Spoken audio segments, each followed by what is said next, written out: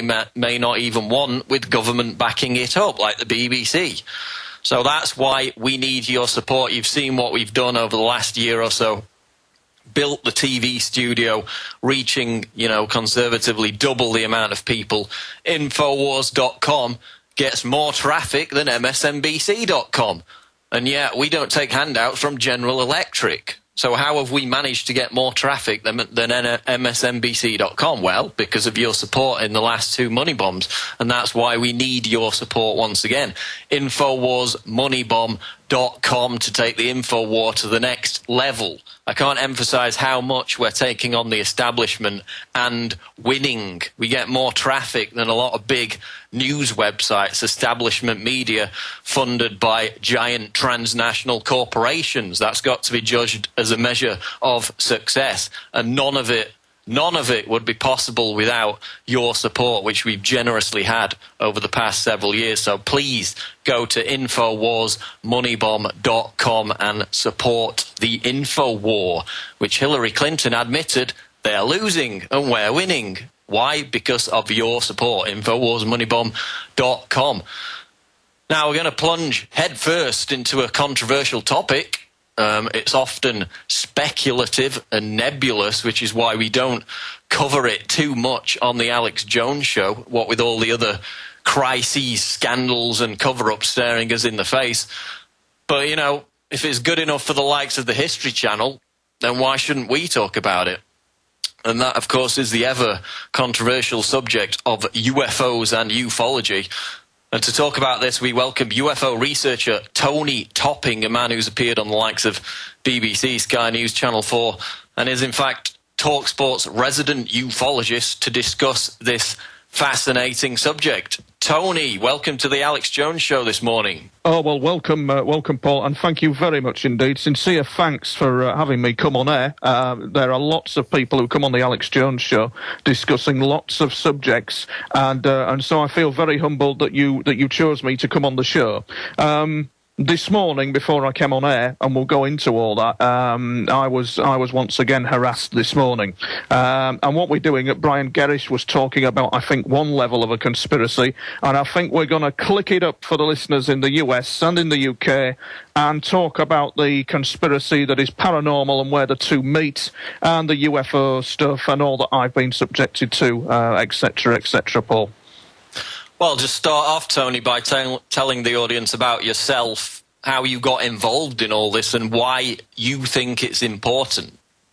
Yeah, well, this is absolutely right. I was, since early childhood, since the age of two, I had my first paranormal experience where something walked through a wall.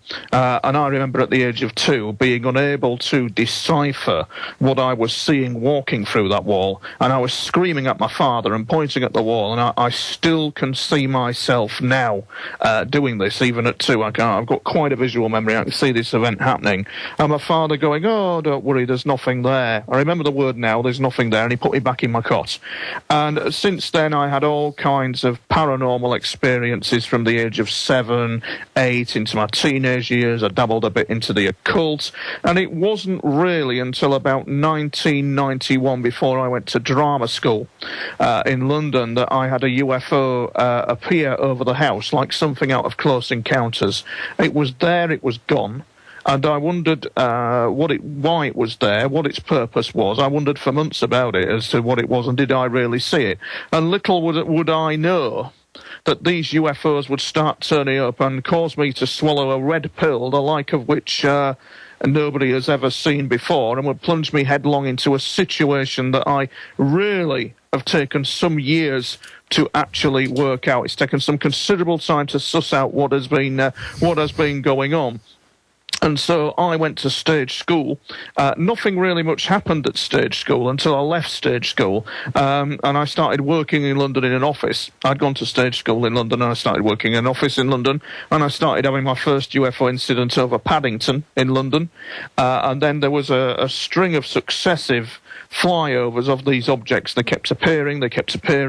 Later on, I began filming them, and later on, little was to I know that considerably years down the line from 1996, where that incident occurred in Paddington, that I would be attacked by them on 2 occasions, which is something we can go into later. But what basically happened is, to cut a long story short, in 1999, connected with all the extraordinary paranormal experiences I was having, I had a UFO come in over the house, over the estate, and illuminate a TV antenna. We took that for image analysis, and the guy who did the image analysis said that indeed was a UFO. And somebody who worked in Army intelligence, who I used to work with, who commented to me, because I put a website up on the internet, Paul, which was frankly bollocks. It was 1999, and I put this website up, which talked about me assuming to know what was going on when I didn't. And as this guy said to me, that will attract people out of the woodwork. And sure enough, boy oh boy, Paul, did they come out of the woodwork. I started getting phone calls, I started being followed, and I started being subjected to horrendous mind-invasive technology. Absolutely horrendous. There is a tyranny out there. It is carefully hidden. It is now coming into plain view, and its engine is specifically driven to control. The situation at the moment, I think, I'm going slightly off piece here, is that the people in power have not got a clue. And I'm sure you would agree with me that they've not got a clue what is controlling them. And you see a lot of Illuminati symbolism in the pop music industry, with the famous all-seeing eye and the horn symbol, that famous kind of occult, I think it's that occult saying, we approve of his presence on high, as in the coming of the Antichrist. And I discovered, because of all my UFO interactions and strange experiences, that I had swallowed a red pill, and whether I liked it or not, I was truly seeing the world around me for what it really was, that humanity was being controlled. And so I was followed in pubs, I had phone calls, I had an unmarked helicopter film me. We had to take that to James Defence Weekly, should I say I did. We took that to James Defence Weekly.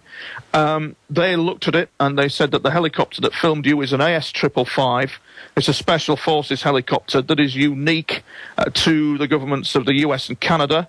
If you look in any of the kit that the RAF have, the RAF don't have this particular helicopter. And a Lynx pilot looked at it and said it was equipped with a winch and was a sliding door variant, which was also pointed out by Jane's Defence Weekly, that it had a sliding door variation which was very unique on this type of helicopter. It was green and it was unmarked, and it was at the height of these UFOs coming over my home.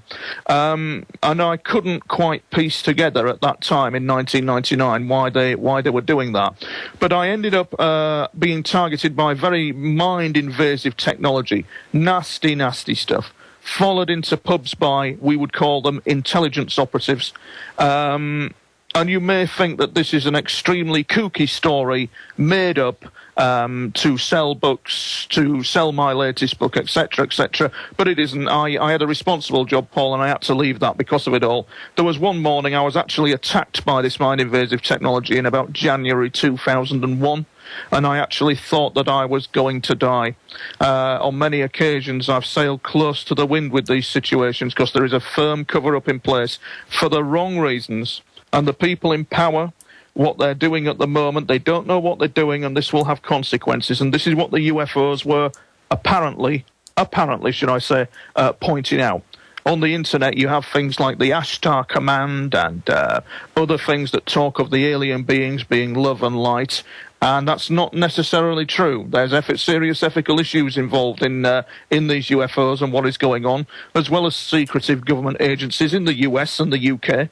The US intelligence discovered to their horror in 1950 what perhaps the UFO phenomenon was all about, and it took me years to concur this. So that's the kind of like the background, Paul.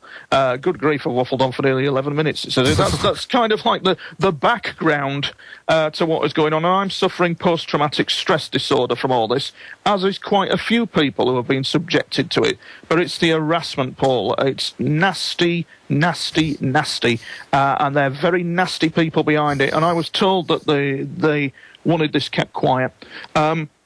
But Tony, I mean, what do you say in response to people who question, I mean, why would they harass you? Why follow you? Why you in particular? Well, they don't just harass me, though, Paul. It's not me in particular that they harass. If you look at the bigger picture, you soon discover that other researchers were being harassed. There was a guy in New Zealand who keeps himself quiet now called Alec Newald, who wrote a book called Co-Evolution. He was harassed. He had people from the Royal Institute of International Affairs, which I'm sure you're familiar with, Paul, and the Australian Defence Research people turn up on his doorstep asking why his car, wanting to confiscate his car, because his car had been subjected to high electrical voltage. The story of Alec Newald is he was driving down the road in 1996, something like that, and he went missing for 10 days. And he didn't know where he was. As far as he was concerned, he thought he was in a car accident. He had two ghostly figures walking towards him, and he thought they were ghosts because he thought he was dead. But they weren't ghosts; they were aliens. He'd been dimensionally transferred into another environment, and so he got harassment, and he got stitched up with a prison sentence. Another woman called Dr. Carla Turner, who I highly recommend in the United States. She was right on the money, I think, with what was happening.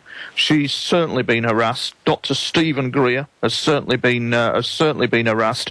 But it's when it gets mind-invasive, Paul, when they start the mind-invasive stuff, as reported by a lot of people, that's when it really does get particularly nasty, and you have all on trying to keep sane with it all, and all on trying to cope with it. There's a very real conspiracy, a very real one indeed, to which the material of InfoWars and the conspiracy of UFOs do merge. It's the same control. Let's bring it back to that convergence which you mentioned at the start of the show. Back in August, the New York Times writer and economist Paul Krugman said the following on CNN. This is a quote.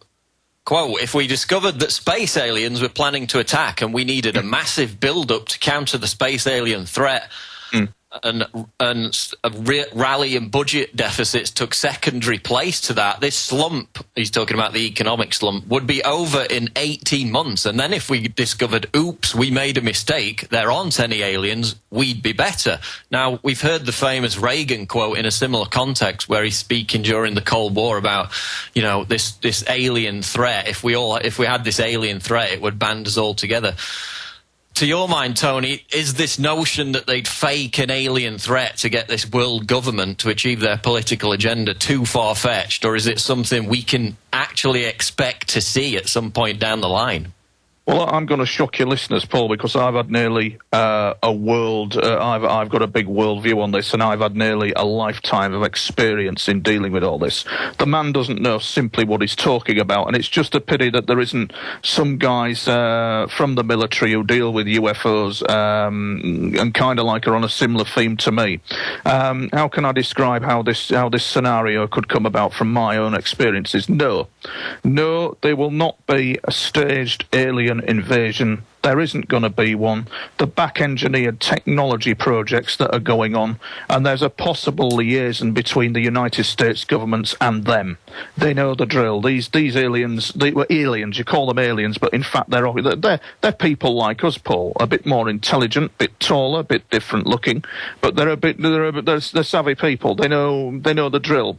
This is the thing that I've picked up from my experience, isn't it? Is this at the moment? If you look at situations in Libya, where they went into Libya, and I'm sure you will agree, this was if you could call it a Rothschild land grab of the highest degree, where they bombed the water supply, bombed the innocent women and children.